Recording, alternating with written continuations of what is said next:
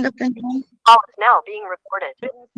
हरे कृष्ण कोई दास सुश्री माता जी प्रणाम हरे कृष्ण विनोद प्रभु जी पंचांग प्रणाम सभी को पंचांग प्रणाम कृष्ण गुरुदेव पंचांग प्रणाम कृष्ण गुरुदेव दंडवत प्रणाम माता जी।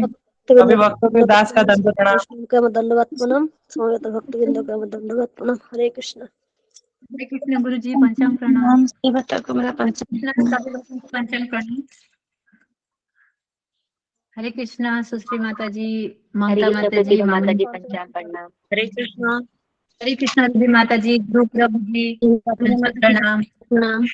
हरे कृष्ण हरे कृष्ण ऋतुपर्णा माता जी सुधा माता जी हरे कृष्ण गुरु हरे जी कृष्ण माता जी हरे दंडवत कृष्ण प्रणाम। प्रभु जी हरे कृष्ण पंचांग प्रणाम सभी भक्तों हरे को कृष्ण माता जी प्रणाम। दंडवत प्रणाम कृष्ण प्रतिभा माता जी। माता जी पंचांग प्रणाम सभी भक्तों के दास का दंडवत प्रणाम। दंडवत प्रणाम। हरे कृष्ण भक्तों को पंचांग प्रणाम हरे कृष्ण अनिता माता जी हरे कृष्णा सभी भक्तों को पंचांग प्रणाम। हरे कृष्णा कैलाश प्रभु जी पंचांग प्रणाम। विनोद बिहारी प्रभु जी पंचांग दंडवत प्रणाम। प्रणाम।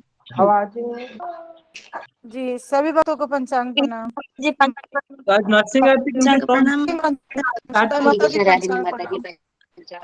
पंचांग प्रणाम पंचांग प्रणाम सभी पंचांग प्रणाम रूबी प्रभुपाद माता जी। अनीता पंचांग माता जी प्रणाम पंचांग सभी प्रणाम। भक्तों को।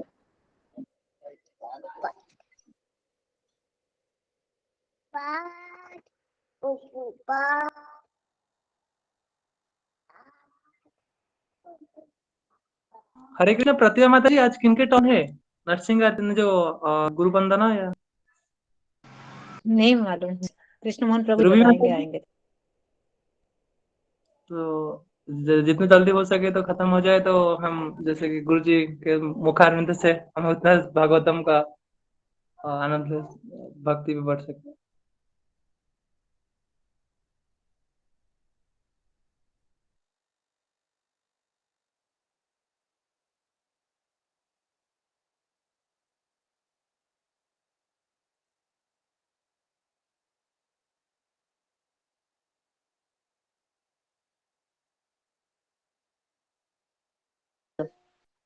हरे कृष्णा गुरु जी दास का दंडवत प्रणाम। दंडवत प्रणाम गुरु जी। हरे कृष्णा गुरु जी पंचांग प्रणाम। हरे कृष्ण। हरे कृष्णा गुरु जी हरि हरे बोल पंचांग प्रणाम। हरि बोल रूबी माता जी। हरे बोल। रूबी माता जी आपका बेटा बड़ा प्यारा है। हरि बोल हरि बोल। थैंक यू माता जी हरे कृष्ण हरि बोल। आप लोग आशीर्वाद दीजिए ये भी आप लोग की तरह भक्ति करे। हाँ खूब नहीं आशीर्वाद है बिल्कुल इसको, बहुत खूब अच्छा आशीर्वाद बने है। हुए हैं ना भगवान ना इसको बहुत बुद्धि दे और बहुत ज्यादा ना एक बहुत अच्छा इंसान बनाए बहुत अच्छा भक्त ये बनाए आशीर्वाद हमें है ना सब लोग बहुत मिलकर प्यारा के आशीर्वाद बच्चा देते है हैं। ना। कृष्ण ईश्वर भक्ति में हमेशा ना करेंगे। इस पे आशीर्वाद का हाथ रखेंगे आप देखना। हरे कृष्ण ब्लेस कृष्ण यू। हरि बोल। भक्ति में बहुत अच्छे से बहुत धन्यवाद माता जी हरे कृष्ण हरे कृष्ण ऋषि हरि हरे बोल कृष्ण लगा सभी हुआ है भक्तों को कल हरि से बोल कह सर रहा है हरि बधाई हो। बोल हरि बोल कल जन्मदिन की जन्मदिन था बधाई हो इसका भी माता जी, बेटे बहुत की सारी जन्मदिन की शुभकामनाएं। बधाई। बच्चे को बहुत बहुत शुभकामनाएं। भगवान कल हमेशा इसके बर्थडे साथ है। कल बर्थडे था इसका। नाम क्या है रूबी जी? माता जी ध्रुव सिंह नाम है इनका। हाँ हाँ हाँ हाँ, सुंदर है आप सुना दो जय जय प्रभुपाद सुनाओ।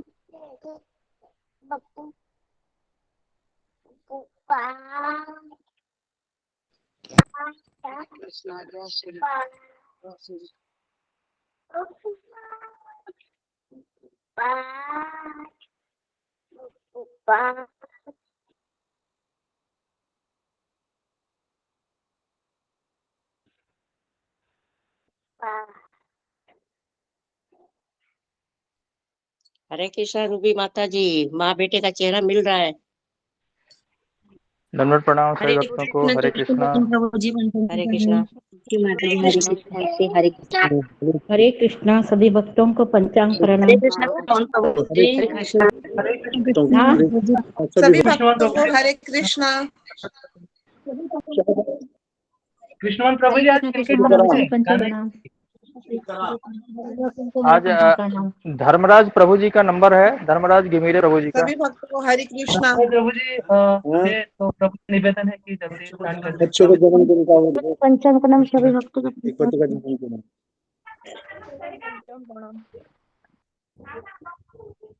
धर्मराज प्रभु जी दंडवत प्रणाम। हरे कृष्णा कृष्ण कृष्ण हरे हरे, हरे राम राम राम हरे कृष्णा हरे कृष्णा गुरु जी हरे कृष्णा हरे कृष्णा प्रणाम। हरे कृष्णा प्रभु दंडवत प्रणाम। हरे कृष्ण गुरु जी पंचांग प्रणाम। हरे कृष्ण हरे कृष्णा गुरु जी पंचांग प्रणाम। हरे कृष्णा हरे कृष्ण मेरा पंचांग प्रणाम। सभी भक्तों को हरे पंचांग कृष्ण प्रणाम। हरे कृष्ण हरे कृष्ण हरे कृष्ण हरे प्रणाम गुरु जी, राम हरे कृष्ण गुरु जी। हरे हरे कृष्ण कृष्णा गुरु जी पंचांग प्रणाम। हरे कृष्ण हरे कृष्ण। ओके, तो हम आगे बढ़ते हैं हमारे सेशन में। ओम अज्ञानतिमिरन्धस्य ज्ञानांजन शलाकया चक्षुरुन्मीलितं येन तस्मै श्री गुरुवे नमः। जय श्री कृष्ण चैतन्य प्रभु नित्यानंद श्री अद्वैत गदाधर श्रीवासादि गौर भक्त वृंद। हरे कृष्णा कृष्ण कृष्ण हरे हरे, हरे राम राम राम हरे हरे। ओके, हरे कृष्णा, सबका स्वागत है सत्र में। Okay. तो कल किसका टर्न था वो बोलने की? गुरु जी दंडवत प्रणाम गुरु जी। धर्मराज गिमीरे प्रभु जी का टर्न है, लेकिन वो है नहीं। वो मैं देख रहा हूँ कि वो नहीं ज्वाइन किए। और गुरु जी दूसरा जो सुधा गुप्ता माता जी के बिटिया का जन्मदिन है, हाँ उनका नाम मृत्यु है, तो जी जी उनके लिए जी, हरे तो कृष्णा उनके गुरु जी सभी पंचांग आशीर्वाद प्रणाम। सभी भक्तों को पंचांग प्रणाम। हरे कृष्णा सभी भक्तों को जी प्रणाम। जी जी। तो बस एक ही अनाउंसमेंट है, ठीक है। तो सुधा गुप्ता की लड़की का जन्मदिन के लिए हम प्रार्थना करते हैं, सारे भक्त लोग प्रार्थना करें कि वो भगवान कृष्ण की भक्त बने इसी जन्म में और भगवान के भक्ति मार्ग में, है ना, लगे, आश्रय लेके भक्तों का। तो सबसे निवेदन है कि गुरु जी एक पंचांग बार प्रणाम। हरे कृष्ण महामंत्र बोल के इनको आशीर्वाद दीजिए। हरे कृष्णा हरे कृष्णा हरे कृष्ण कृष्ण हरे हरे कृष्णा हरे कृष्णा हरे राम राम राम हरे हरे कृष्णा हरे कृष्णा कृष्ण राम हरे हरे हरे राम हरे राम हरे कृष्ण कृष्ण हरे हरे राम राम राम। कृष्ण हरे हरे। धन्यवाद गुरु जी। पंचांग प्रणाम गुरु जी। धन्यवाद। सभी भक्तों का पंचांग प्रणाम। आपका आशीर्वाद चाहिए, सब भक्तों का आशीर्वाद चाहिए। प्रणाम सभी भक्तों को पंचांग प्रणाम। जी, तो हम आगे बढ़ते हैं अभी। तो ठीक है, तो आज हम अभी शुरू करते हैं। इसका आवाज ठीक करते हैं। कल हमारा सेशन है वह आधा हुआ था, तो उसको हम पूर्ण करते हैं आज। थोड़ा सा हम अभी स्पीड कम करते हैं क्योंकि एक अध्याय है, एक लेक्चर में खत्म होना कभी कभी कठिन होता है। तो जितना होता है उतना हम करके छोड़ देंगे।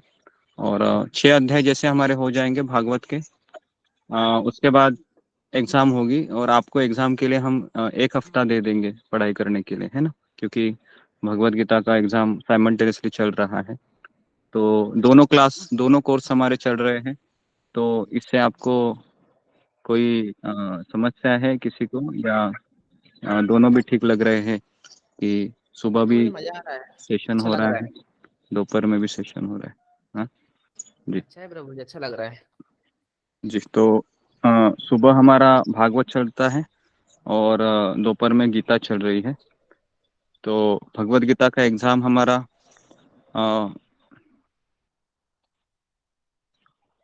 कल परसों होगा, ओके, सैटरडे के दिन। और भागवत का एग्जाम है, हम जैसे ही 6 अध्याय पूरे करेंगे उसके बाद आपको 1 हफ्ता हम पढ़ाई करने के लिए समय देंगे। और उसके बाद हम आगे की चर्चा जारी रखेंगे। ओके, तो कल सेशन में क्या हुआ था, कोई मुझे बताएगा? फिंगर को रेज कीजिए।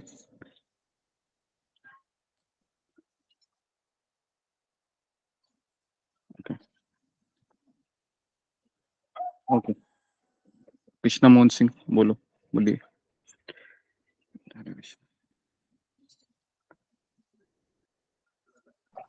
गुरुजी मैं ड्राइव कर रहा हूँ, तो इसलिए मैं बोला था कि मैं अवेलेबल अभी ड्राइव कर हाँ रहा हूँ। ठीक है, चलेगा फिर। तो ये जस्ट बताना चाहिए।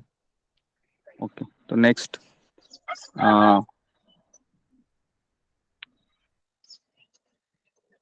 ममता कुमारी।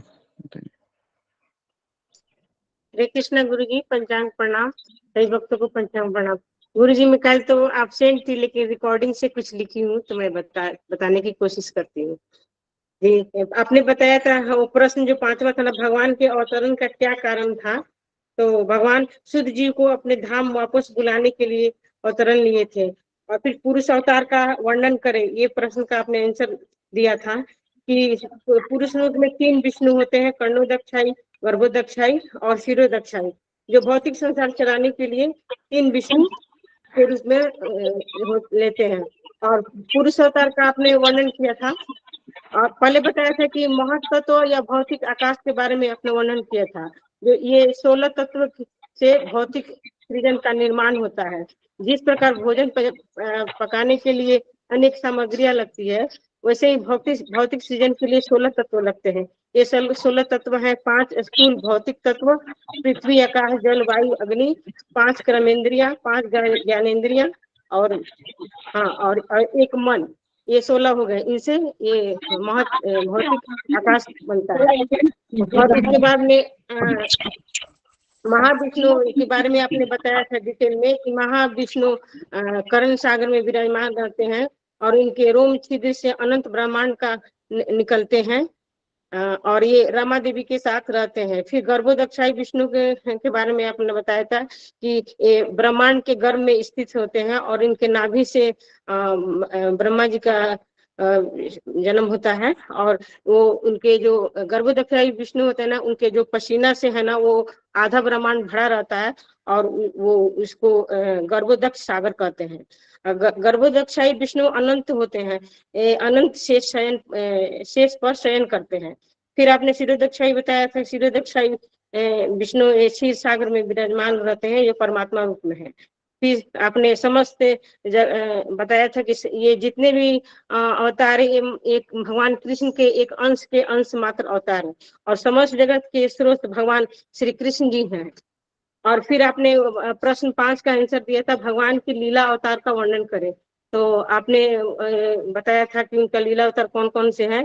तो पहला बताया था चतुष कुमार, जो शाक्य अवतार है। सृष्टि के प्रारंभ में सर्वप्रथम ब्रह्मा जी के अविवाहित पुत्र कुमार गण ही थे। दूसरा था शुक्र अवतार, जब पृथ्वी गंदे स्थान पर वो हिरण्याक्ष लेकर गया था, तो उसे निकालने के लिए भगवान ने शुक्र का अवतार लिया था, क्योंकि शुक्र वो गंदी चीजों में ही अपना मुंह लगाता है। फिर तीसरा है नारद जी का अवतार, जो शाक्य अवतार है। और फिर नर नारायण ऋषि, जिसमें नर अर्जुन रहते हैं और नारायण भगवान रहते हैं। फिर 5वां कपिल मुनि, जो देवभूति के पुत्र थे। इन्होंने सांख्य योग का अपनी माँ को ज्ञान दिया था। 6ठा है दत्तात्रेय, ये अत्रि मुनि के पुत्र थे, और इनकी माता अनसुईया थी। और 7वां है यज्ञ, प्रजापति रुचि और पत्नी आहुति थे इनकी माँ। और फिर 8वां है ऋषभ देव, जो जैन संप्रदाय से बिलोंग करते हैं। इन्होंने जैन संप्रदाय का ये किया। फिर पृथु, जो पूरा पृथ्वी को जीत लिए थे। फिर 10वां है मीन अवतार, जल प्रलय के समय भगवान ने मीन अवतार लेकर वो नाव को बचाया था। और 11वां है कच्छप अवतार, जो मंदराचल पर्वत के उनका बेस था, उसके ऊपर उन्होंने समुद्र मंथन हुआ था। और फिर धनवंतरी थे, धनवंतरी जो समुद्र मंथन के समय अपने हाथ में कलश लेकर अमृत का कलश लेकर निकले थे। फिर इसके बाद 13वां है मोहिनी अवतार, देवताओं को अमृत प्रदान किया था मोहिनी रूप धारण करके। 14वां नरसिंह अवतार, जिसमें हिरण्यकशिपु का वध किया था। और उसके बाद वामन अवतार है। फिर भृगुपति परशुराम है, जिन्होंने क्षत्रियों का संहार किया था। फिर व्यास देव जी हैं, जो पराशर मुनि और सत्यवती के गर्भ से उत्पन्न हुए थे। फिर श्री रामचंद्र जी, जिन्होंने रावण का वध किया। फिर बलराम और कृष्ण, और फिर गौतम बुद्ध जो अंजना के पुत्र थे, ये भी सत्यावेश अवतार थे। फिर कली अवतार। और फिर आपने बताया था कि ये सारे अवतार भगवान कृष्ण के अंश मात्र हैं, परंतु भगवान श्री कृष्ण पूर्ण आदि भगवान है, पूर्ण पुरुषोत्तम है। और फिर आपने बताया था लास्ट में कि शंकराचार्य और माधवाचार्य में क्या अंतर था। शंकराचार्य जी और भगवान को एक ही समझते थे, और माधवाचार्य जी और भगवान अलग अलग समझते, दोनों दो चीज है। जी हरे कृष्णा। जी जी धन्यवाद। ये मैंने रिकॉर्डिंग सुना था तो थोड़ा बहुत बहुत सुंदर माता जी। हरे कृष्ण। बहुत सुंदर जी। जी जी तो बहुत सुंदर बताया माता जी। हरे सुंदर कृष्ण। विस्तार किया माता जी। तो ओके, तो अपने ओके म्यूट रखिए और कैमरा ऑन कीजिए। तो हम श्रीमद् भागवत को प्रणाम करते हैं।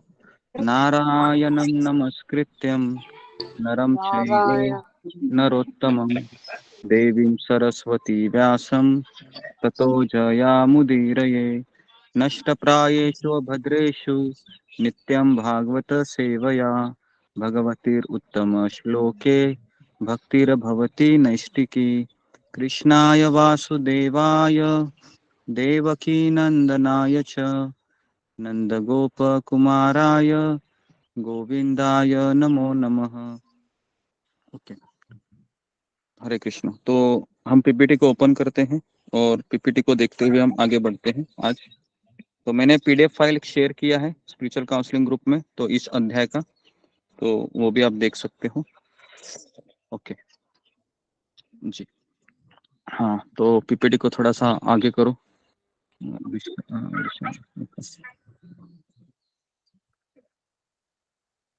और आगे करो और नीचे नीचे चली जाओ। हाँ नहीं, ये चौथा अध्याय नहीं है, तीसरा अध्याय खोलो। तीसरा अध्याय इसको क्लोज करो और तीसरा अध्याय खोलो। नहीं नहीं, ये चौथा अध्याय का पीपीटी ओपन किया है, ये तीसरा अध्याय का पीपीटी ओपन करो।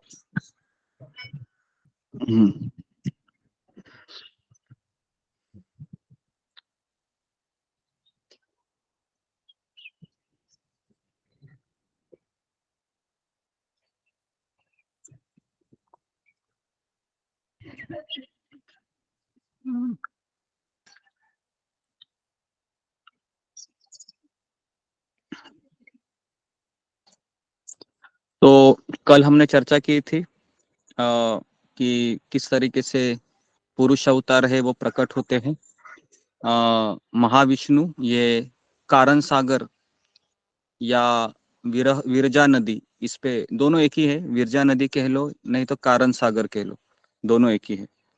तो इस पे ये लेटे रहते हैं और इनके रंध्रों से या रोमकूप रंध्रों से अनंत कोटि ब्रह्मांड निकलते हैं और ये महत तत्वों में प्रवेश करते हैं। महत तत्व मतलब क्या होता है कि ब्रह्मांड की सृष्टि करने के लिए जो जो घटक आवश्यक है ना, जैसे हवा, अग्नि, पृथ्वी, है ना, 5 कर्मेंद्रिय, 5 ज्ञानेंद्रिय, मन, ये सारा महतत्व में रहता है। ये महतत्व क्या है कि विरजा नदी में जो बादल रहते हैं, है ना, आप समुद्र को देखोगे, नदी को, तो नदी के ऊपर हमेशा बादल रहते हैं। तो ये बादल मतलब महतत्व है, उसमें सब चीजें स्टोर होती है। और जैसे ही महाविष्णु अपने आंखों से दृष्टिपात करते हैं, तुरंत वो एक्टिव हो जाती है ना, और वो सृजन का काम शुरू होता है। ओके, तो उसके बाद हमने देखा था महाविष्णु अपने एक अंश गर्भोदक्षाय विष्णु को फिर सारे ब्रह्मांड में प्रवेश करवाते हैं। और फिर क्षीरोदक्षाय विष्णु है वो पूरे पीपीटी दिख रही है क्या? नहीं दिख रहा है, पीपीटी नहीं दिख रहा है, मैं दिख रहा है उसमें, स्क्रीन शेयर करो।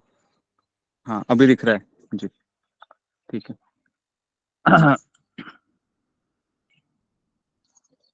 हाँ नेक्स्ट और थोड़ा नीचे जाओ, अवतारों में आ जाओ। और ओके, और नीचे जाओ। हाँ और नीचे जाओ, और नीचे जाओ।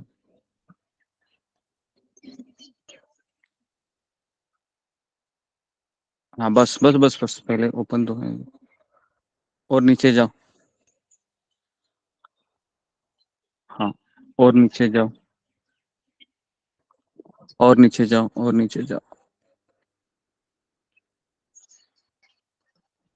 हाँ बस बस बस बस बस, ओके। तो हाँ, हमने देखा था कि नैमिषारण्य के ऋषि मुनि सूत गोस्वामी को 6 प्रश्न पूछते हैं और दूसरे अध्याय में 4 प्रश्नों के उत्तर देते हैं, और तीसरे अध्याय में प्रश्न 5 लीला अवतार के बारे में बताइए, है ना। और छठा प्रश्न था कि भगवान श्री कृष्ण जब गोलोक धाम में चले जाते हैं तो धर्म किसका आश्रय लेता है, ये छठा प्रश्न था। तो अभी ऑलमोस्ट हमने 4 प्रश्न कवर किए हैं, 5 प्रश्न कवर किए हैं, बराबर है। पहला प्रश्न कौन सा था? पहला प्रश्न था कि कल्याणकारी कार्य कौन से है ना, सारी मानव जाति के लिए। दूसरा प्रश्न था कि शास्त्र का सार बताइए, शास्त्र का सार बताइए। तीसरा प्रश्न था कि भगवान कृष्ण देवकी के गर्भ से क्यों प्रकट हुए, पैदा हुए। चौथा प्रश्न था कि भगवान के पुरुष अवतार के बारे में बताइए।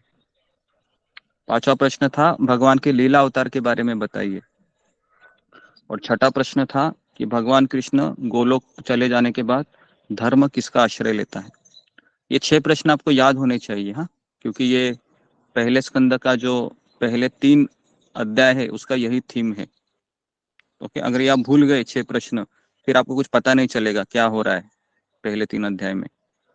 ओके, तो अवतारों का उद्देश्य, तो यहाँ पर हम देखते हैं पीपीटी में कि कल हमने काफी चीजें देखे थे, भगवान के 22 अवतार देखे थे। तो पृथ्वी का भार कम करने के लिए भगवान आते हैं, लेकिन उनका उद्देश्य एक ही रहता है कि लोगों को कृष्ण भावना भावित करना, है ना। लोगों को कृष्ण देने के लिए भगवान आते हैं।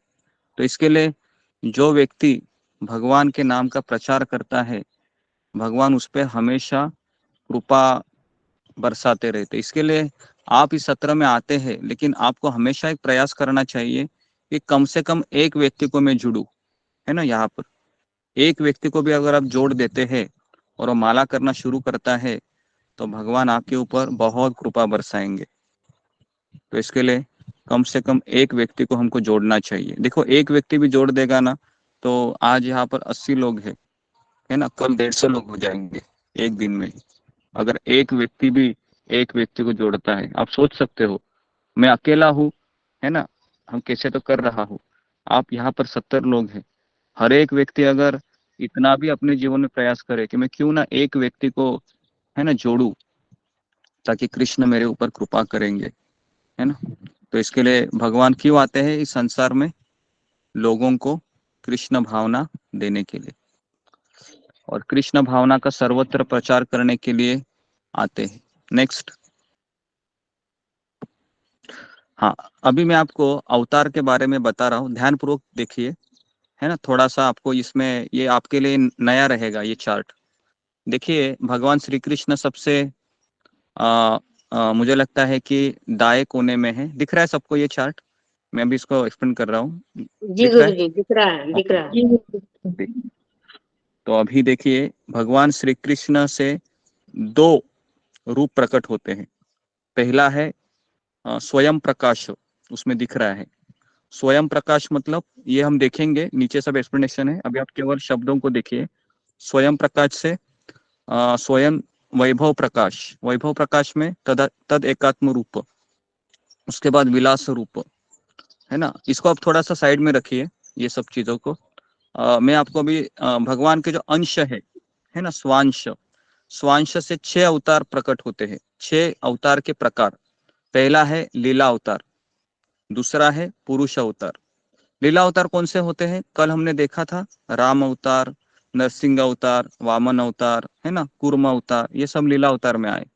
पुरुष अवतार कौन से हैं? 3 विष्णु, महाविष्णु, गर्भोदक्षाई। हाँ, ये हो गए 2 कैटेगरी। तीसरा शक्तावेश अवतार। शक्तावेश अवतार में क्या होता है? शक्तावेश अवतार में भगवान है किसी भक्त को विशेष शक्ति देते हैं, ऐसे आशीर्वाद देते हैं ताकि वो अद्भुत कार्य करे, है ना। साधारण व्यक्ति नहीं कर सकता। वैसे कौन है? कल हमने कितने शक्तावेश अवतार देखे थे, किसी को याद है? चतुष कुमार नारद। हाँ, चतुष्कुमार नारद मुनि, बराबर। इसी में जो बरबरी भगवान जी हैं। हाँ, शक्तावेश अवतार में नारद मुनि आते हैं, उसके बाद चतुष्कुमार आते हैं, व्यास देव आते हैं, और ठीक है, और नहीं बर्बरिक नहीं, उसमें नहीं आता है शक्तावेश अवतार में। अभी शक्तावेश अवतार के दो प्रकार है। एक है भगवान है किसी जीव को बहुत शक्ति देते हैं, और दूसरा है कम शक्ति देते हैं। किसी का माइक चालू है? संभवी माता की माइक को आप बंद करके रहिए। तो शक्तावेश अवतार में दो प्रकार होते हैं, एक है विभूति और दूसरा है खास विशेष शक्ति देते भगवान। तो विभूति में क्या आता है? भगवत गीता का 10वां अध्याय हमने देखा था, अभी देखा था ना, जैसे रिसेंटली देखा ना, उसमें सूर्य, चंद्र, मगर, इंद्र, सिंह, ये सब भगवान की विभूति है ना। तो ये इसको विभूति कहते हैं। और शक्तावेश अवतार में भगवान अद्भुत कार्य करवाते हैं, जैसे परशुराम जी है या नारद मुनि है ना। नारद मुनि अंतराल में कहीं पर भी जा सकते हैं, कहीं पर भी, अनंत कोटि ब्रह्मांड में कहीं पर भी जा सकते हैं। उनका शरीर भी कैसा है? भौतिक है या आध्यात्मिक है? नारद मुनि का शरीर आध्यात्मिक। ठीक है, हमारा शरीर कैसे है? भौतिक। हाँ जी जी, हमारा शरीर भौतिक है। ठीक है, तो 3 हो गए। चौथा कैटेगरी है गुण अवतार। गुण अवतार में कौन से आते हैं? सत्व गुण के अवतार है भगवान विष्णु। रजोगुण के अवतार है ब्रह्मा जी। और तमोगुण के अवतार है शिव जी। ठीक है, हाँ, ये गुण अवतार है। ठीक है, गुण अवतार। और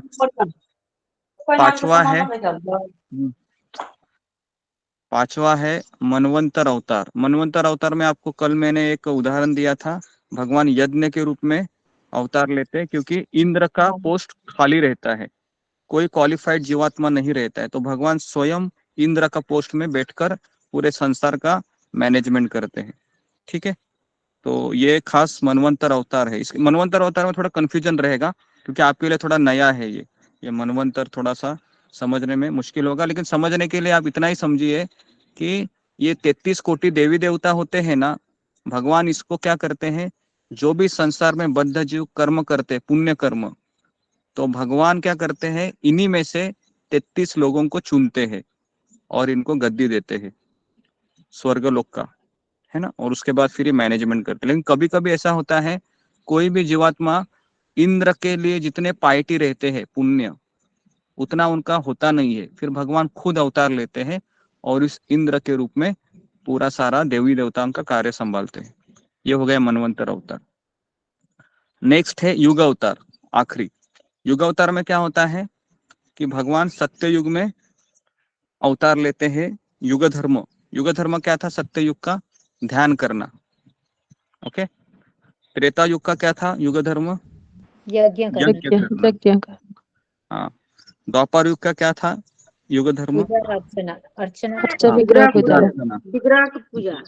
हाँ, विग्रह पूजा करना, बराबर। और कलयुग का युग धर्म है हरिनाम संकीर्तन। तो इसके लिए हरिनाम संकीर्तन कैसे करना, इसके लिए भगवान ने जो अवतार लिया वह है चैतन्य महाप्रभु युग अवतार के रूप में आए। ठीक है, ध्यान कैसे करना ये सिखाने के लिए हंस अवतार है ना, सत्ययुग में आए थे। त्रेता युग में यज्ञ है ना, भगवान यज्ञ एक आए थे।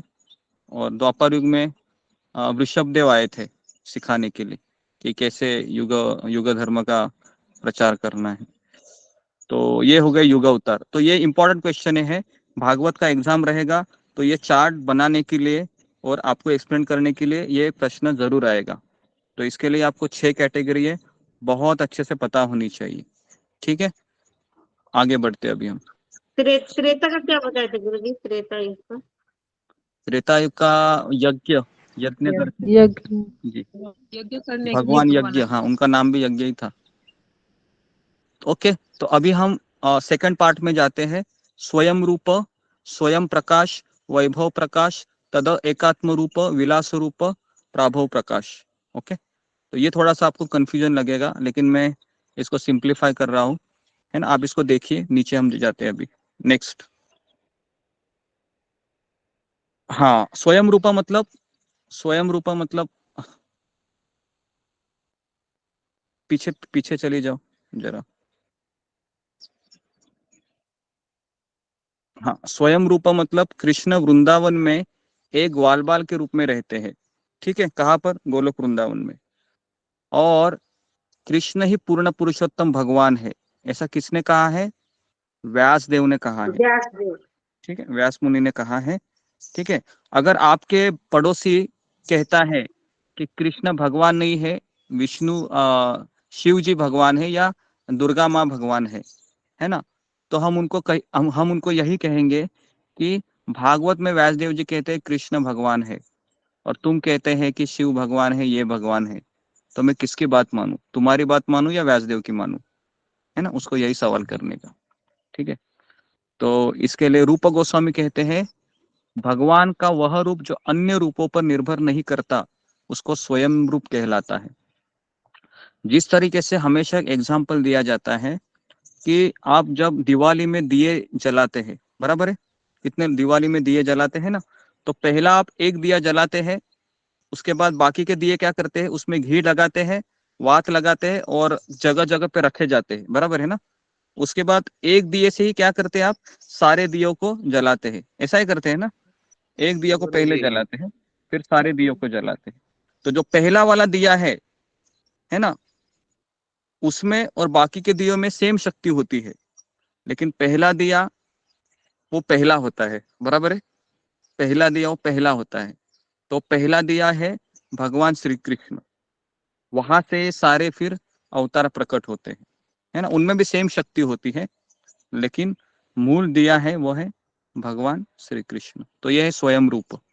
तो ये आपको अच्छे से मैं बता रहा हूँ, इसको ध्यान पूर्वक सुनिए, क्योंकि इसका ये बहुत लोगों को समझ में नहीं आता है, क्योंकि ये थोड़ा सा चैतन्य चरितामृत में इसका डिटेल में बताया गया है। तो ओके, अभी ये प्राभव प्रकाश। प्राभव प्रकाश में क्या होता है कि समान गुणों वाले बहुत सारे रूप, उदाहरण रासलीला और द्वारका के महलों में भगवान क्या करते हैं, वैसे ही रूप प्रकट करते। जैसे हम देखते कि 16,108 भगवान की पटरानियां थी, और भगवान ने हर एक पत्नी के साथ रहने के लिए एक स्पेशल अपने आप को 16,108 रूपों में विस्तारित किया था। या रासलीला के समय कई सारी गोपियां रहती है, तो सारे गोपियों के साथ भगवान ने अपने आप को विस्तारित किया था। तो जो विस्तारित रूप, इसको कहते हैं प्राभव प्रकाश, ठीक है। ब्रैकेट में लिखिए, ये दो उदाहरण लिखिए, रासलीला और द्वारका के महल में, है ना, अपने अपने रानियों के साथ रहना, द्वारका के महलों में, ठीक है। ये हो गया, सबको ये समझ में आया? दोनों स्वयं रूप, प्राभव प्रकाश आया समझ में? आगे बढ़ते हैं, ठीक है। किसी को इसमें डाउट है? नहीं तो हम और डाउट क्लियर करते हैं। गुरुजी एक बार और बता दीजिए। गुरुजी और एक बार बताइए। ठीक है, पीछे चले जाओ। ओके, स्वयं रूपा मतलब मैंने कहा कि जो आदि जो पुरुष है ना, जिसके पहले कोई नहीं था, वह है, उसको कहते हैं स्वयं रूप, मतलब भगवान श्री कृष्ण। भगवान कृष्ण के पहले कोई नहीं था इस संसार में, ठीक है। कृष्ण से ही सब कुछ आता है, तो इसके लिए कृष्णस्तु भगवान स्वयं। ओके, और दूसरा डेफिनेशन क्या दिया था कि भगवान के अन्य रूप, मतलब राम, नरसिंह, वामन, कूर्म, परशुराम, ये सारे भगवान के रूप क्या करते हैं, ये भगवान कृष्ण पर निर्भर करते हैं, क्योंकि वो स्रोत है। लेकिन कृष्ण है, किसी के ऊपर निर्भर नहीं करते, इसको कहते हैं स्वयं रूप। ये समझ में आया? स्वयं रूप, ठीक है। अभी नेक्स्ट है प्राभव प्रकाश। प्राभव प्रकाश में मैंने दो उदाहरण दिए थे। पहला उदाहरण दिया था मैंने द्वारका का पटरानियों के साथ एक साथ रहना। तो एक कृष्ण है और अभी 16,108 पत्नी है, तो 16,108 पत्नियों के साथ अकेले कृष्ण को रहना बहुत मुश्किल हो सकता है। तो इसके लिए भगवान क्या करते हैं, अपने आप को 16,108 रूपों में विस्तार करते हैं। इसको कहते हैं प्राभव प्रकाश। और दूसरा उदाहरण आता है, रासलीला में कई गोपियां होती है और कृष्ण एक ही होते हैं। अभी सारे गोपियों को जस्टिस देना है तो एक कृष्ण नहीं दे सकते। तो इसके लिए कृष्ण क्या करते हैं, जितनी गोपियां होती है उतने गोपियों में अपना विस्तार करते हैं। इसको कहते हैं प्राभव प्रकाश। ठीक है, तो और एक बार सुनना है तो आप ये रिकॉर्डिंग सुनिए अभी। Okay, next.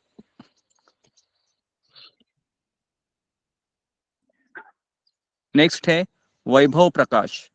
देखो, प्राभव प्रकाश में क्या है, विस्तार है। वैभव प्रकाश में क्या है कि विभिन्न भाव और शारीरिक संरचना वाले अंश, जैसे बलराम। अभी विभिन्न भाव मतलब क्या, तो देखिए बलराम जी है, ये 5 रसों में भगवान के साथ आदान प्रदान करते हैं। 5 रस, तो इसको आप लिख लीजिए। बलराम जी ये शांत रस में क्या बनते हैं, कौन बताएगा मुझे, किसी को याद है? शांत रस, घंटी, हाँ जी जी, चामर, हाँ, जितने भी भगवान की पूजा के लिए सामग्री लगती है ना, घंटी हो, चामर हो, भगवान के जूते हो, दिया है ना, हाँ, ये सारा जितना भी जो वस्तुएं हैं उनको कहते हैं शांत रस। बलराम जी है उसमें प्रकट होते हैं भगवान की सेवा के लिए। ये उदाहरण आप लिखिए बलराम जी का। ओके, दूसरा है दास्य रस। दास्य रस में हमारे सामने फोटो है, उसमें क्या करते हैं, बलराम जी कृष्ण के पैर भी दबाते हैं। समझ में आ रहा है? और दूसरा क्या है, अनंत शेष, पता है ना, वो गद्दी बन जाते हैं। मुझे लगता है वो अनंत शेष गद्दी है, वो शांत रस में ही आएगा, है ना, गद्दी बनना। तो बलराम जी सेवा बनते, सेवक करते हैं दास्य रूप में। तीसरा है, फिर भी उन्होंने मतलब बलराम जी को बड़े भाई का दर्जा दिया। हाँ, वो बड़े भाई का दर्जा, भले वो बड़े भाई थे लेकिन वो उनका मूड क्या था, सेवक, है ना, सेवक का ही भाव था उनका। क्योंकि आपको पता है जब सुभद्रा का अपहरण करके चला जाता है तो बलराम जी बहुत भड़क जाते हैं, लेकिन फिर भी बलराम जी किसकी सुनते हैं, कृष्ण की सुनते हैं, है ना। सुभद्रा का जब हम देखते हैं उस एपिसोड में भी। तो इस तरीके से 2 रस हो गए। तीसरा रस है साख्य रस। साख्य रस में बलराम जी कभी कभी कृष्ण के मित्र बन जाते हैं, है ना, मित्र की तरह उनसे व्यवहार करते हैं। और चौथा है वात्सल्य रस, जैसे बड़े भाई के रूप में, है ना, एक छोटे भाई का चिंता करना, बराबर है ना, बड़ा भाई छोटे भाई का चिंता करता है, तो वो भी भगवान वात्सल्य रूप में बलराम जी उनका सेवा करते हैं। और सबसे टॉप मोस्ट है माधुर्य रस। कौन बताएगा इसमें, माधुर्य रस में बलराम जी कौन बनती है? राधा रानी, नहीं, राधा रानी ललिता, ललिता, गोपियाँ, नहीं। ललिता, राधा रानी की बड़ी बहन, उसका नाम है अनंग सुंदरी। ओके, अनंग सुंदरी लिखिए। राधा रानी की बड़ी बहन बनती है बलराम जी, अनंग सुंदरी। अनंग सुंदरी ने अनंग मंजिरी, सॉरी, अनंग मंजिरी। तो ठीक है, तो ये हो गया वैभव प्रकाश। ओके, नेक्स्ट है अभी तद एकात्म रूप। ओके, तद एकात्म रूप, पीछे चली जाओ। तद एकात्म रूप मतलब,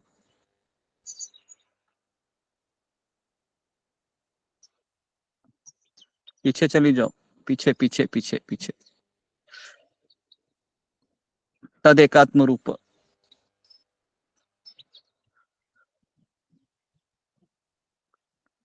पीछे पीछे, वृषाली पीछे चली जाओ, जहां पर था पहले से, नहीं आगे जा रही हो, पीछे पीछे।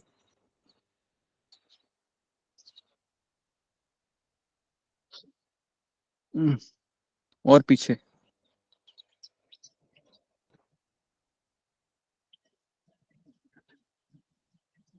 और पीछे, हाँ बस। नहीं, ओके, तद एकात्म रूप में क्या होता है कि वो भिन्न रूप में प्रकट होते हैं और उनकी दिव्य भावना और गुणों में थोड़ी भिन्नता होती है, इसे तद एकात्म रूप कहते हैं, है ना। तो तद एकात्म रूप ये दो प्रकार होते हैं, तो यह दो प्रकार के होते हैं, तो इसमें हम समझ जाएंगे चार्ट में ही। नेक्स्ट,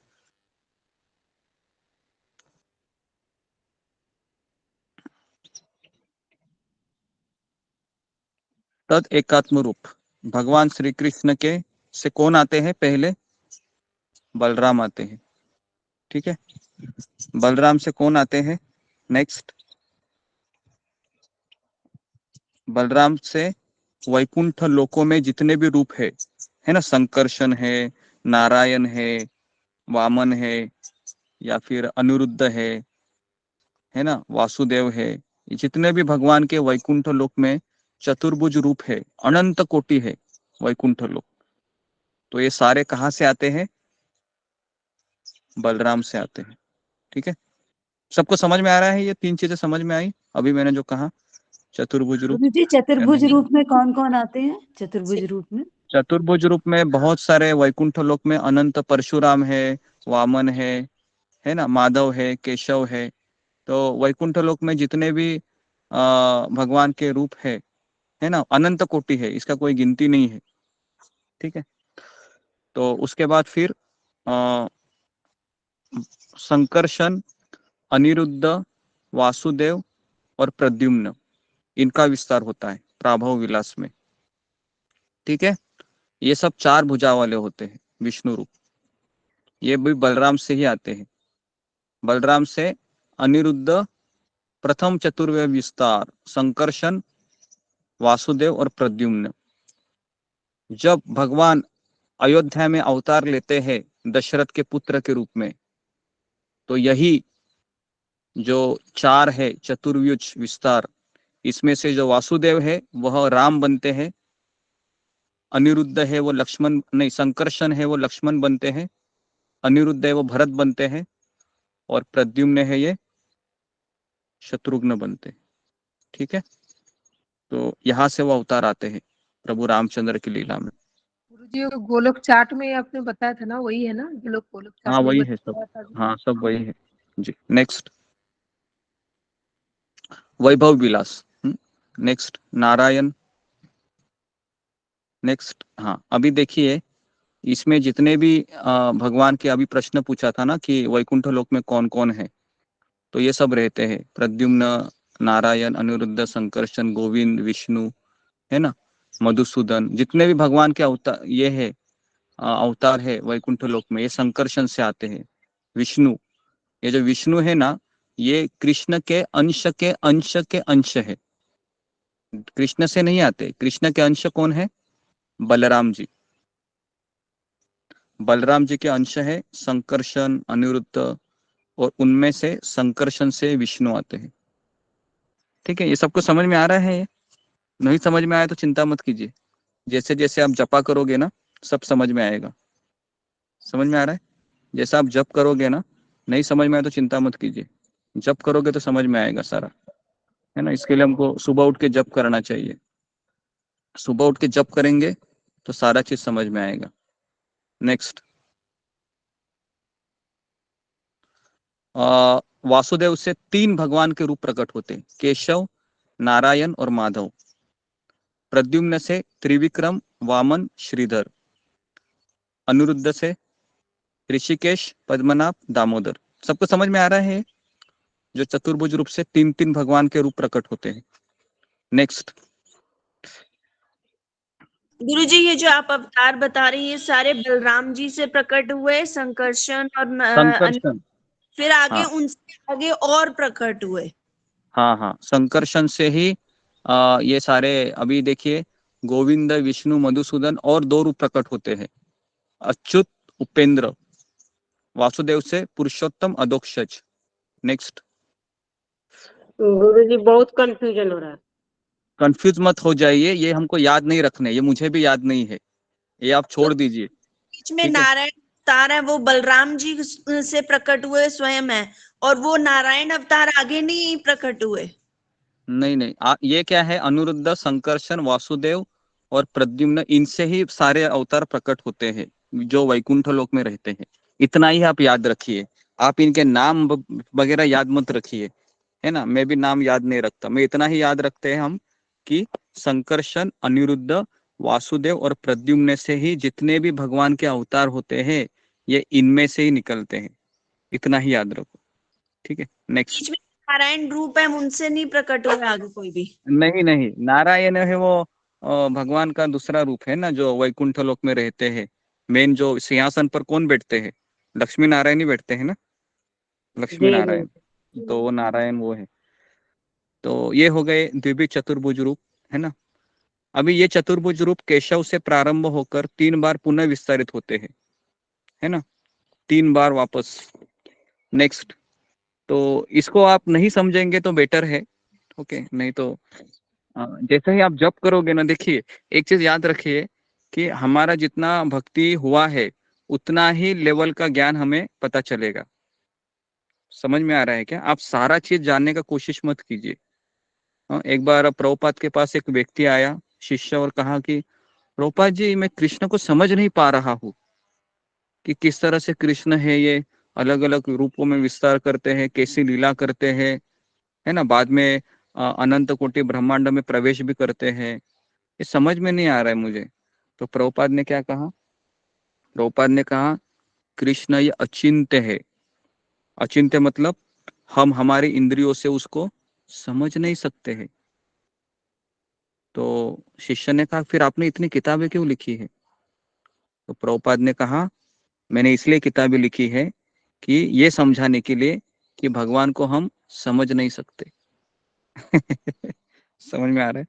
प्रभुपाद ने जवाब दिया मैंने इसलिए किताबें लिखी है ताकि भगवान अचिंत्य है, अदोक्षज है, उनको हम समझ नहीं सकते हमारे 50 ग्राम के भेजे से, है ना। तो ये तो एक कृपा से हम समझ सकते, जब हमारे ऊपर कृपा होगी ना भगवान की, तभी हम समझ सकते हैं। अभी तो हम केवल आंखों से एक पीपीटी देख रहे हैं और आप बोल रहे हैं अरे भाई समझ में क्यों नहीं आ रहा है। अरे समझ में कैसे आएगा, पहले तो हमारा शुद्धिकरण तो हो जाने दो, भगवान का कृपा हो जाने दो, तभी तो आएगा समझ में, ठीक है। तो इसके लिए आप चिंता मत कीजिए उसके लिए। नेक्स्ट। ओके, इसके बाद अभी स्वांश। स्वांश मतलब उनके अंश के अंश। पुरुष अवतार, लीला अवतार, गुण अवतार, है ना। तो ये हमने देखा। लीला अवतार कितने हैं? तो लीला अवतार है भगवान के असंख्य, है ना।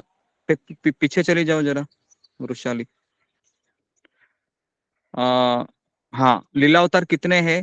असंख्य अंश, जिस तरह समुद्र की लहरें है ना। भागवत में एक श्लोक आता है कि जैसे समुद्र में लहरें कभी खत्म हुई है क्या? समुद्र की लहरें कभी खत्म होती है? नहीं होती, है ना। नहीं। हाँ, अगर अगर मैं आपको बोलूं आप सुबह समुद्र के किनारे बैठिए और आप काउंटिंग करते रहिए कितने लहरें हुई, तो आप काउंट कर सकते हैं क्या उसको? नहीं कर सकते अनकाउंटेबल, गुरुजी। असंख्य है ना। असंख्य। असंख्य भगवान की लीला अवतार है ना। और पुरुष अवतार कितने हैं? तो हमने 3 देखे, है ना। गुण अवतार कितने हैं? जो गुणों को नियंत्रित करते हैं, वो भी 3 ही है। Okay, next. शक्तावेश अवतार कितने हैं? शक्तावेश अवतार बहुत है, भगवान की इच्छा होती है तब भगवान किसी जीव को विशेष शक्ति देते हैं। विभूति भी बहुत है, मनवंतर अवतार भी हमने देखा, युग अवतार भी देखा। नेक्स्ट। ओके, तो कल हमने ये सब देखे थे अवतार, वराह अवतार। नेक्स्ट। उसके बाद मत्स्य अवतार, ये भी हमने कल देखा था, इसके लिए मैं वापस नहीं जा रहा हूँ। कूर्म अवतार, ये भी हमने कल देखा था, पीठ पर भगवान, है ना, उसको लेके रखते हैं। नेक्स्ट। नरसिंह अवतार, प्रहलाद की रक्षा के लिए लिया था। नेक्स्ट। वामन अवतार। नेक्स्ट। राम अवतार, पुरुष अवतार, ये भी देखा था हमने। नेक्स्ट। गुण अवतार, है ना, ब्रह्मा विष्णु महेश। शक्तावेश अवतार अनंत शेष। नेक्स्ट, ब्रह्मा नारद चतुष्कुमार शक्तावेश अवतार, इसको याद रखिए, ब्रह्मा जी भी शक्तावेश अवतार में आते। उसके बाद पृथु महाराज परशुराम जी, ये भी शक्तावेश अवतार में आते। नेक्स्ट, मनवंतर अवतार 14 मनु होते हैं ब्रह्मा जी के एक दिन में, उदाहरण यज्ञ है ना, हमने बताया था आपको। नेक्स्ट, फिर हाँ, 4 रंग में युगावतार प्रकट होते हैं। सत्ययुग में भगवान सफेद रंग में आते हैं, शुक्ल। त्रेता युग में लाल रंग में आते हैं, द्वापर युग में श्याम वर्ण, और कली युग में गौर वर्ण। ठीक है। नेक्स्ट, नेक्स्ट,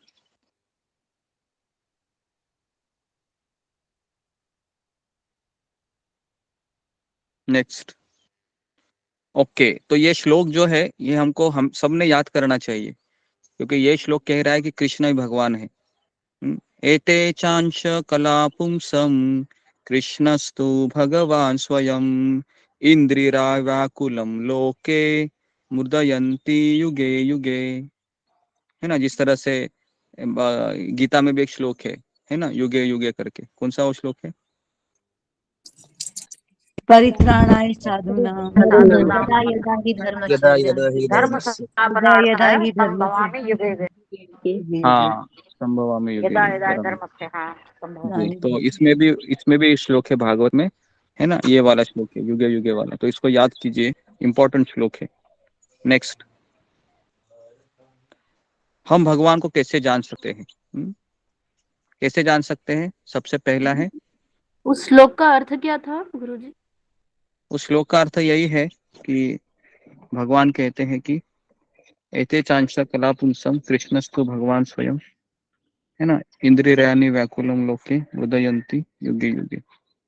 उस श्लोक का यही अर्थ है कि कृष्ण ही भगवान है ना। और भगवान क्यों आते हैं? इंद्र के जो शत्रु है उनका दमन करने के लिए कृष्ण अवतार लेते हैं। तो भगवान को हम कैसे जान सकते हैं? तो यहाँ पर लिखा हुआ है, भक्ति के द्वारा। उसके बाद जब कभी मनुष्य आत्म साक्षात्कार द्वारा यह अनुभव करता है कि स्थूल तथा सूक्ष्म दोनों शरीरों का शुद्ध आत्मा से कोई सरोकार नहीं है, तो वह मुक्त हो जाता है। अभी हम क्या सोचते हैं? अभी हम सोचते हैं कि कभी कभी हम सोचते हैं कि मैं मन हूँ, है ना, उसके बाद मैं बुद्धि हूँ, मैं अहंकार हूँ। तो हम अपने आप को मन से कभी कभी आइडेंटिफाई करते हैं, कभी कभी बुद्धि से करते हैं, कभी अहंकार से करते हैं। तो इसलिए हम मुक्त नहीं है ना। मुक्त होना ये बहुत बड़ी उपलब्धि है, इतना आसान नहीं है इस संसार में रहते हुए मुक्त होना। लेकिन जो भगवान का भक्त होता है ना, वो भगवान की सेवा में लगा रहता है, इसके लिए वह मुक्त अवस्था को प्राप्त होता है। भगवान के शुद्ध भक्तों की शरण में जाकर उनसे पद चिन्हों का अनुसरण करने से। तीसरा भी उन्होंने उपाय दिया है। पहला उपाय अगर आपको समझ में नहीं आ रहा है, तीसरा उपाय सबसे बेस्ट है। भगवान के शुद्ध भक्तों की शरण में जाकर उनके पद चिन्हों का अनुसरण करने से भगवान को जान सकते हैं। नेक्स्ट, अवतार जिनका हम संग प्राप्त कर सकते हैं। तो हम कौन से अवतार का संग प्राप्त कर सकते हैं? तो पहला है भागवत और भगवत गीता, ये भगवान के अवतार है, भागवत और भगवत गीता।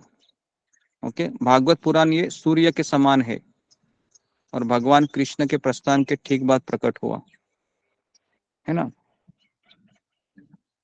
नेक्स्ट, अवतार जिनका हम संग प्राप्त कर सकते हैं, दूसरा क्या है वो? भगवान का दिव्य नाम। महान आचार्यों की विधि के अनुसार निरंतर जप सभी के लिए सफलता का निसंदेह और भयरहित मार्ग है। निरंतर जप, अनजाने में किया हुआ जप भी किसी को जन्म और मृत्यु के जटिल जाल से मुक्त कर सकता है। अनजाने में किया हुआ जप, है ना। तो एक समय की बात है, हमारे बेस मतलब जहाँ पर कुछ स्टूडेंट रहते हैं, एक फ्लैट लेके, जहाँ पर वह भगवान की भक्ति करते हैं। तो वहाँ पर एक स्टूडेंट था, कॉलेज में पढ़ता था, सुबह सुबह उठ के माला करता था। तो जैसे ही उसका एक्सीडेंट हुआ तो डॉक्टर ने उसको एडमिट किया हॉस्पिटल में, और जब उसको होश आया तो डॉक्टर ने कहा था कि तुम निरंतर हरे कृष्ण महामंत्र बोल रहे थे, है ना। तो उसको आश्चर्य लगा, ये कैसे संभव है। तो जब हम जप करते हैं ना, तो हमारा सबकॉन्शियस माइंड होता है ना, हमारे मन के भीतर, उसको सबकॉन्शियस माइंड कहते हैं। तो वो हम जो जो बोल रहे हैं ना, वो सब ग्रास्प करता है। और कभी कभी हम है ना, बेहोशी अवस्था में भी हमारे मुख से भगवान का नाम निकलता है। तो इसके लिए हमें हमेशा भगवान का नाम लेते रहना चाहिए। भगवान के अवतार उसी तरह असंख्य है जिस प्रकार अक्षय जल के स्रोत से निकलने वाले झरने, है ना। केवल भगवान के दिव्य जन्मों लीलाओं का पाठ करने से सभी दुखों से मुक्ति मिलती है। नेक्स्ट, विराट रूप भगवान के रूप की भौतिक धारणा है जो काल्पनिक है। ओके, अल्प बुद्धिमान लोग आत्मा पर भौतिक अवधारणाओं को थोपते हैं। चेतन वस्तु जड़ पदार्थों से परे है, यह समझने से मुक्ति मिलती है। चेतन प्रभु वस्तु जी, मतलब ये विराट रूप भगवान की भौतिक धारणा है जो काल्पनिक है, इसका क्या अर्थ हुआ? विराट रूप जैसे सूर्य आंखें है ना, चंद्र आंखें है, ये आपको दूसरे अध्याय में, दूसरे स्कंद में कवर होगा। ये जो अभी प्रश्न किया ना, विराट रूप क्या होता है, तो इसके लिए दूसरे स्कंद में इसका डिटेल बताया है। तो मैं यही चाहूंगा कि इसको समझने के लिए किस तरह से काल्पनिक है, तो एक इमेजिन किया है कि सूर्य और चंद्र भगवान की आंखें है करके, है ना। तो इस तरीके से हम भगवान को याद कर सकते हैं। तो विराट रूप करके भगवान का ऐसा कोई रूप नहीं है, लेकिन विराट रूप का स्मरण करके हम भगवान को याद कर सकते हैं। तो इसके लिए कहा है काल्पनिक है। डिटेल के लिए हम दूसरा स्कंद में जाएंगे ना, तब पता चलेगा। ओके, गुरुजी, वो नीचे वाला भी थोड़ा बहुत बता दीजिए, जैसे कि अल्प बुद्धिमान जो नीचे का हिस्सा वो लिखते हैं। हाँ, जरा नीचे चली जाओ, कहाँ गई? हाँ, नेक्स्ट पिछले स्लाइड में चली जाओ वृषाली। ओके, अल्प बुद्धिमान लोग मतलब जिनका, जो देवी देवताओं का आश्रय लेते हैं, या फिर जो लोग भगवान को निराकार मानते हैं, और जो लोग इसी भौतिक अभिलाषाओं में लगे रहते हैं, इनको कहते हैं अल्प बुद्धिमान लोग। ये आत्मा पर भौतिक अवधारणाओं को थोपते हैं। मतलब ये सोचते हैं कि आत्मा क्या है, आत्मा ये दिव्य नहीं है, आत्मा ये भौतिक ही है ना। तो इसके लिए वो सोचते हैं कि जब आपका मृत्यु हो गया तो आपका सब विनष्ट हो गए, आप विलीन हो जाते हैं जड़ पदार्थों में। तो इसके लिए नास्तिक लोग कहते हैं ये संसार मजा करने के लिए मिला है, कर्जा ले लो लेकिन मजा करो, है ना। तो इस तरीके से वो प्रचार करते हैं अल्प बुद्धि के लोग। वो दिव्य चीज पर भौतिक अवधारणाओं को थोपते हैं। मतलब भौतिक जो संकल्पना है ना, उसी के आधार पर वो आत्मा का व्याख्या या विश्लेषण करते हैं। तो कब मुक्ति मिलती है?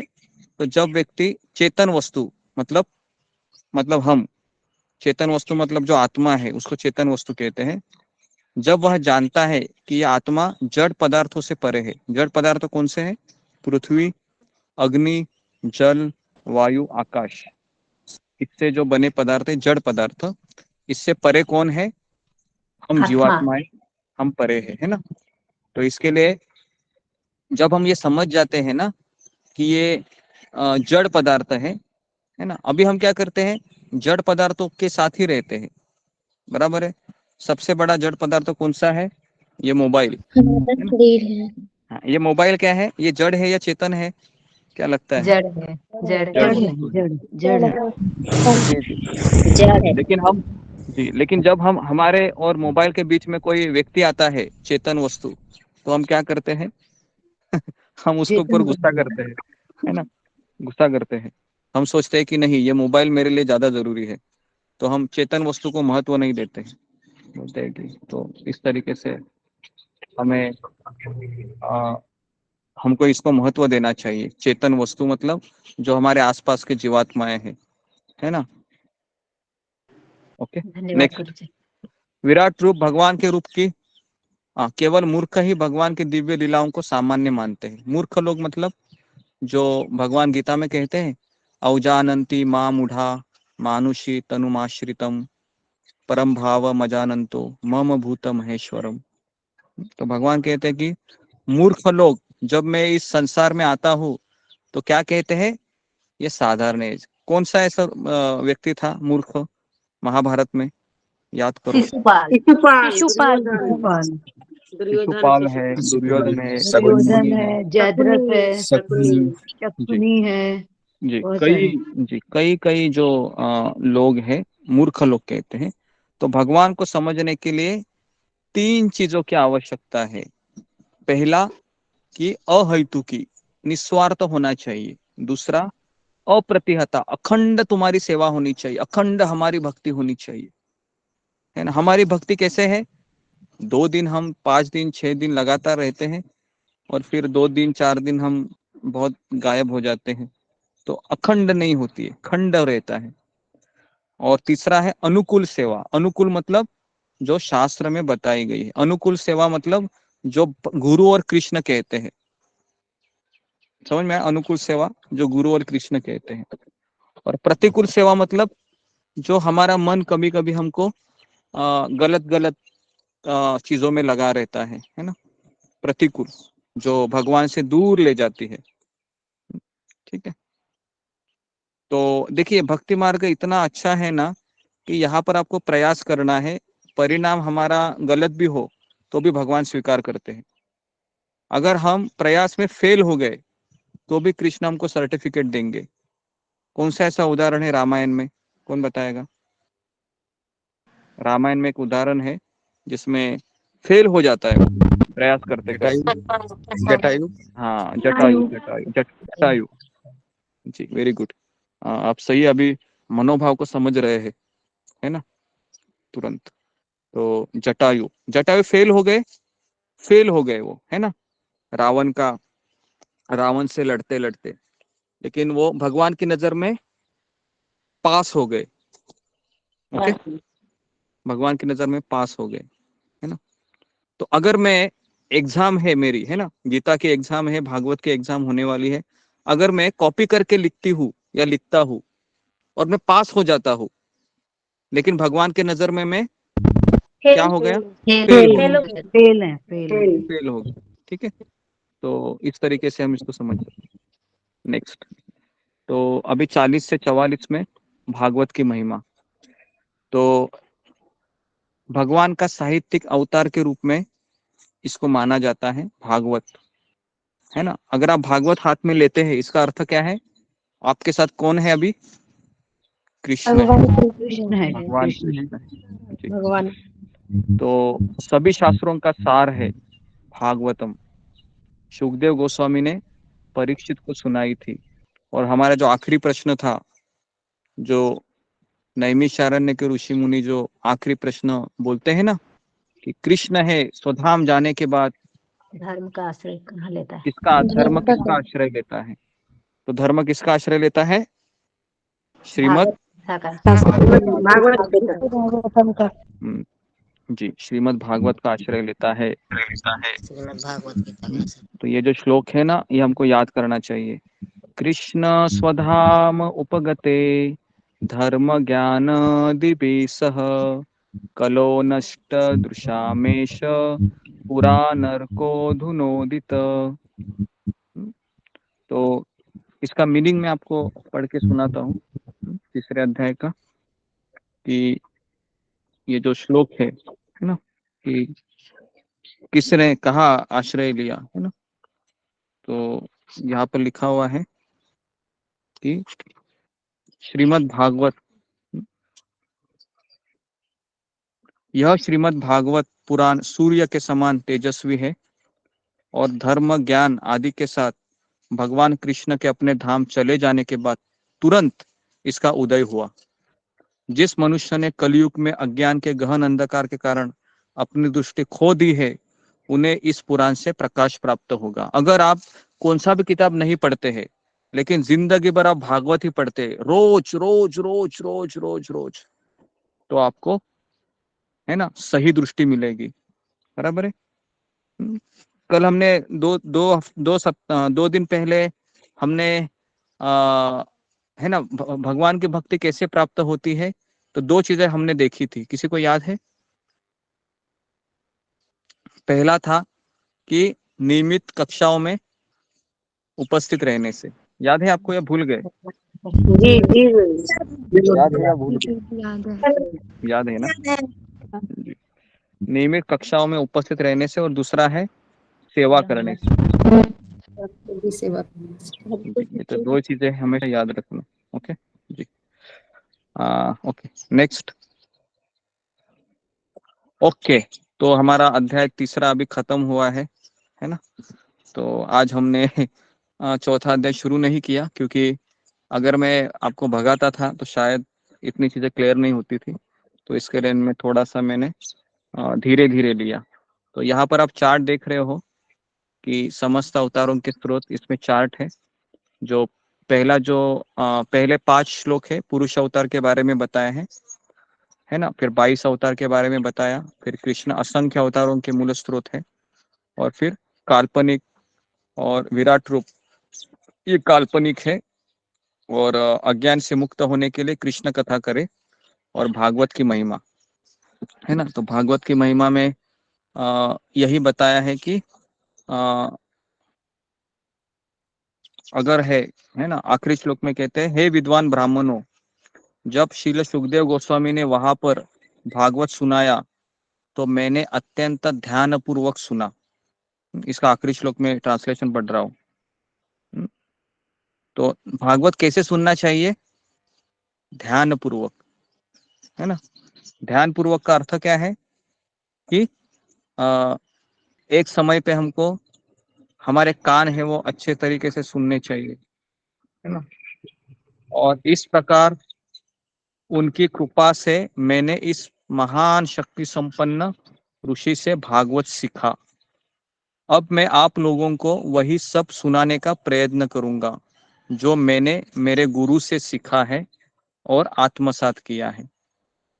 तो जो शिष्य गुरु होता है ना, या शिष्य होता है, वह अपने गुरु का जो उसने सुना रहता है वही, है ना, जब वह प्रगत बन जाता है शिष्य भक्ति करते करते, और उसके जब शिष्य बनते हैं तो वही ज्ञान वो अपने शिष्यों को देता है। तो इसके लिए ये समझना बहुत जरूरी है कि हमने जो सुना है ना कथा लेक्चर में, वही हमको बताना चाहिए। अपने मन का कोई भी चीज हमको बताना नहीं चाहिए, है ना? तो इस तरीके से हमने ये 3 अध्याय पूरे किए, है ना? तो यहाँ पर मैं रुकता हूँ। कल हम चौथा अध्याय हमारा नारद मुनि का प्राकट्य, ये हम शुरू करेंगे। और जैसे 6 अध्याय होने के बाद थोड़ा सा हम रुक जाएंगे, क्योंकि भागवत ये अच्छे से समझ में आना चाहिए, है ना?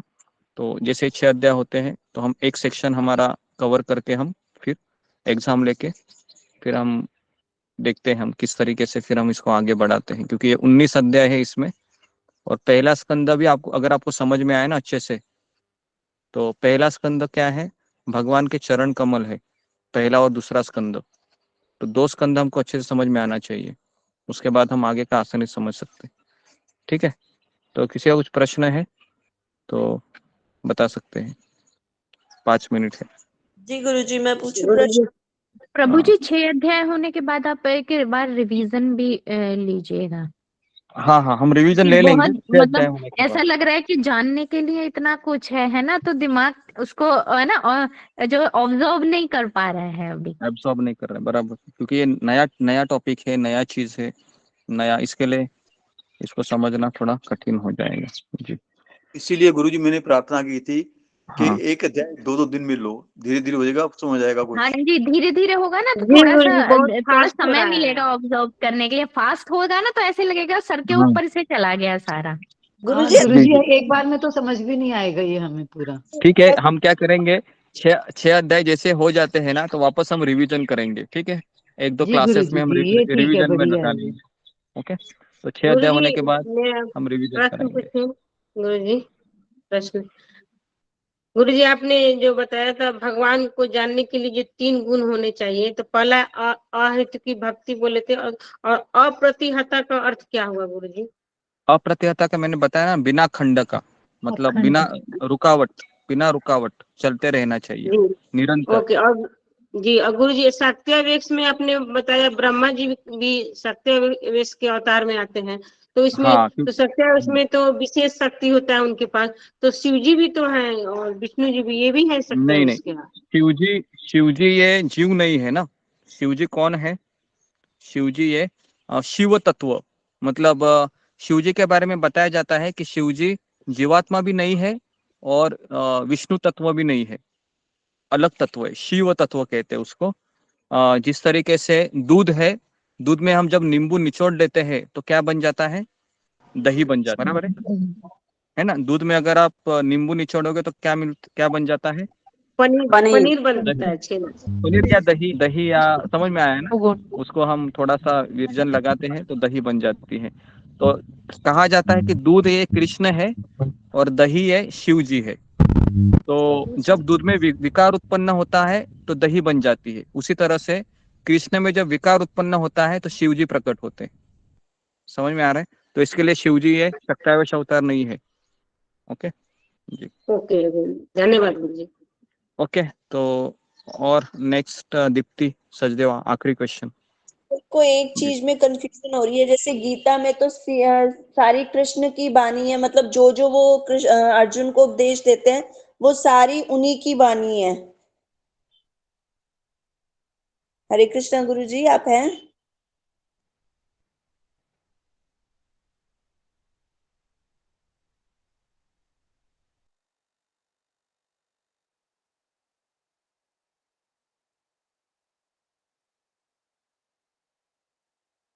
गुरु जी लेफ्ट हो गए क्या? हाँ बोलिए बोलिए वापस बोलिए।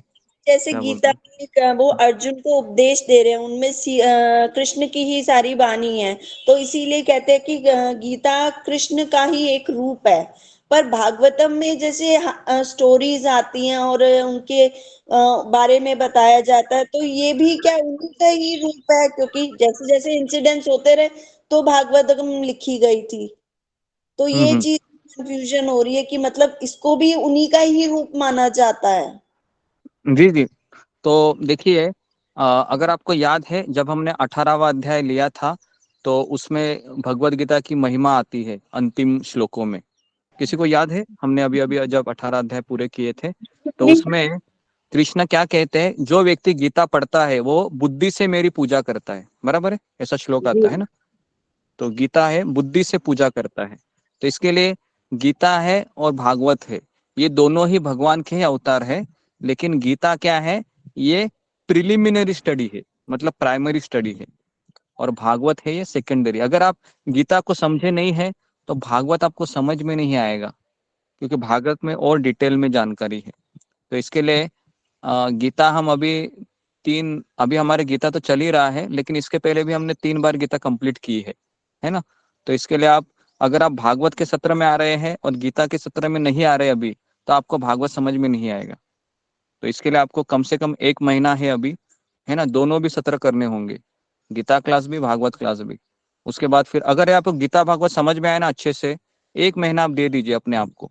देखिए, हम स्कूल का स्टडी करते हैं, डॉक्टर बनना है तो कितना पढ़ाई करना पड़ता है? 4 साल देने पड़ते हैं, पता है ना। 12वीं के बाद 4 साल देने पड़ते हैं। वो क्या है? भौतिक विद्या है। आप सोचो, भौतिक विद्या पढ़ने के लिए 4 साल देने पड़ते हैं, तो हमें अगर आध्यात्मिक विद्या के तुरंत आ जाएगी क्या? नहीं आएगी। हमको घोकम पट्टी करनी होगी, पढ़ना होगा, बार बार लगातार समझना होगा, प्रश्न पूछना होगा, तब जाके समझ में आएगा, बराबर कि नहीं? जी गुरु तो जी।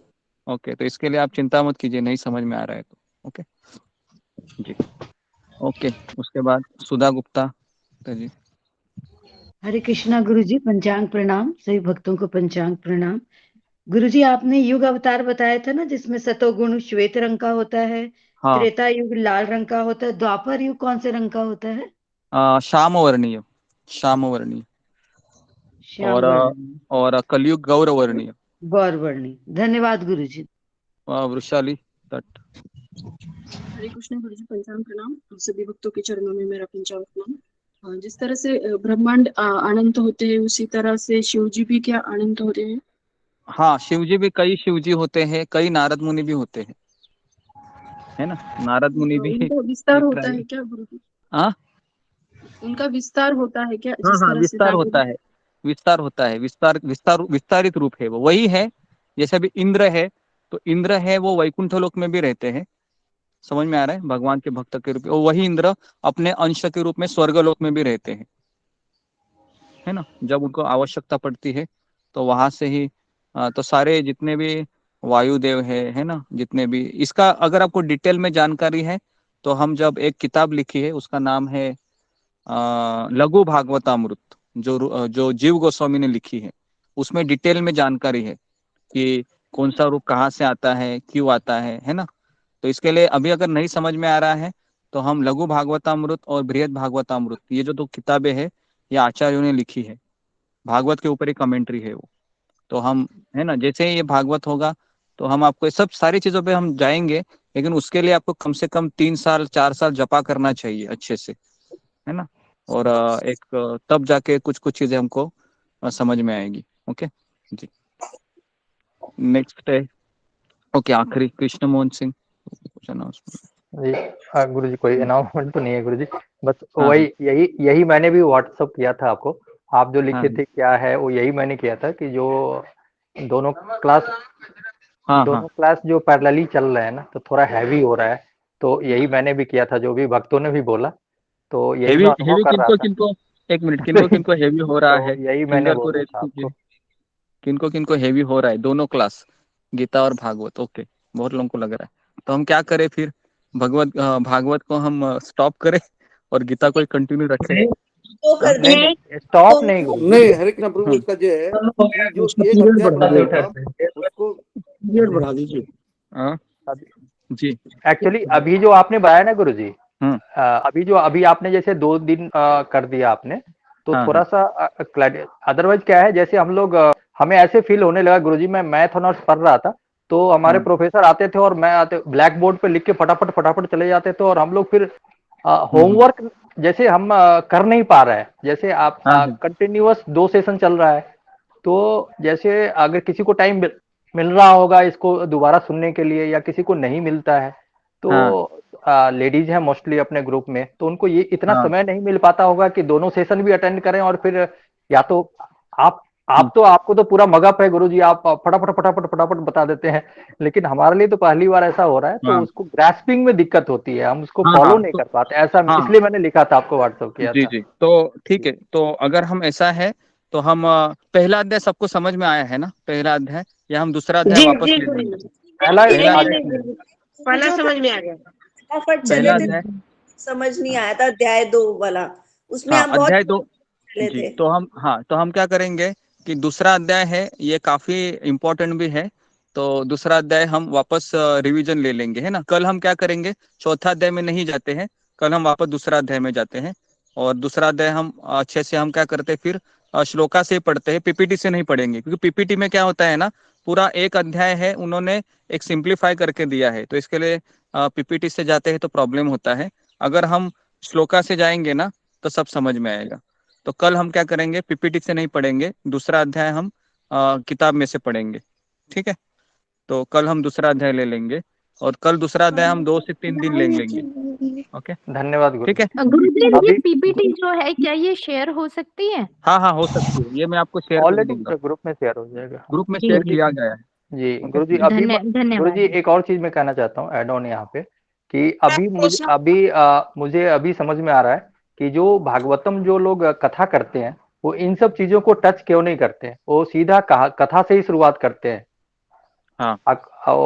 इन सब चीजों को वो लोग टच नहीं करते हैं गुरु जी, जो भी भागवत की कथा सुनाते हैं उनमें इनको वो बाईपास मोड जाते हैं, उनको पता है कि श्रोता को समझ में मतलब वो उलझ जाएंगे, और हम लोग भी इसलिए लगता है कि इसमें उलझ गए, मेन स्टोरी आने के पहले हम लोग उलझ से गए हैं, ऐसा लग रहा है। लेकिन अभी आपने जो बिल्कुल ठीक कह रहे हैं, पहला अध्याय जो आपने बताया गुरु जी, वो बिल्कुल हम लोग को क्लियर समझ में आ गया कि कारण क्या है, तीनों आपने बताया, और कैसे 6 प्रश्न हैं, फिर उसके बाद अभी हम लोग क्या है, जो 6 प्रश्न के आंसर हैं, तो फिर हम लोग थोड़ा कंफ्यूज हो गए हैं कि क्या आंसर हुआ उसका, कैसा, ऐसे में हम लोग उलझ से गए हैं, ऐसा लग रहा है हमें। हाँ तो आज मैंने कम से कम 2 बार सुना आपका पहला उसका रिकॉर्डिंग, तब जाके मेरे को उसको, अभी मैं आपने स्टार्टिंग तो किया था, आपको तो बहुत अच्छा बताया गुरु जी, लेकिन हम लोग में कमी है, जो इसलिए मैंने आपको लिखा था कि हम लोग को थोड़ा सा आप आशीर्वाद दें ताकि हम लोग को भी समझ में आए, यही मैंने आपको व्हाट्सअप किया था। हाँ, ठीक है। तो हम क्या करेंगे कि ऐसा भी हम रखेंगे कि पहला अध्याय है, दूसरा अध्याय है ना, हर एक को हमको समझ में आना चाहिए। तो हम रिटन एग्जाम लेने से अच्छा है भागवत का हम ओरल एग्जाम ही लेंगे, है ना। आपको हर एक व्यक्ति को पहला अध्याय है अच्छे से आपको बताना आना चाहिए कि किस तरह से लिंक जाती है ना। तो मैं कल क्या करूंगा, पहला अध्याय में आपको मैं बताऊंगा, है ना, शुरुआत से, और दूसरा अध्याय में मैं आपको तो हम किताब में से पढ़ेंगे ना तो समझ में आएगा। अभी मैं पीपीटी नहीं खोलूंगा क्योंकि पीपीटी में वो उन्होंने ऐसे डिजाइन किया है कि पहले से किसी ने भागवत पढ़ी है ना, तो ऐसा उसने डिजाइन किया है। तो इसके लिए पीपीटी में से पढ़ने से क्या होता है कि काफी चीजें हैं वो समझ में नहीं आती है, तो हम अभी किताब में से पढ़ेंगे। तो कल में हम वापस फिर अध्याय 1 से शुरू करेंगे, क्योंकि अध्याय 1 में भी काफी चीजें हैं जो रह गई है। लेकिन अगर एक अध्याय आपको समझ में आया है, मुझे लगता है पहला अध्याय में कुछ खास नहीं है, पहला अध्याय तो बहुत ही आसान है समझना। दूसरा अध्याय थोड़ा सा कठिन है, तो मैं दूसरा अध्याय से ही मैं शुरू करता हूँ कल, और दूसरा अध्याय में कम से कम 3 दिन ले लेता हूँ, ठीक है। 3 दिन में मैं दूसरा अध्याय कवर करता हूँ ताकि आपको समझ में आएगा, ठीक है।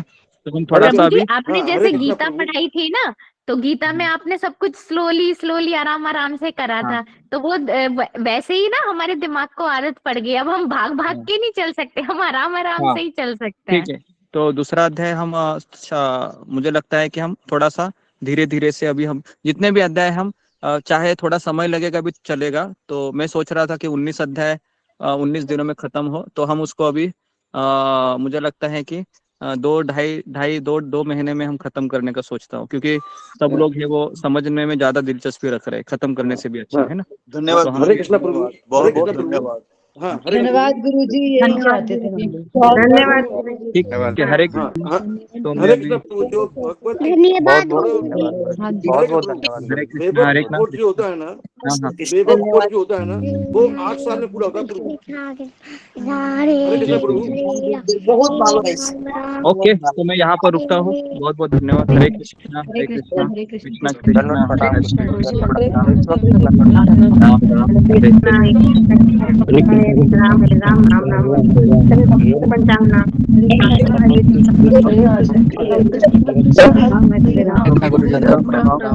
जय कृष्ण,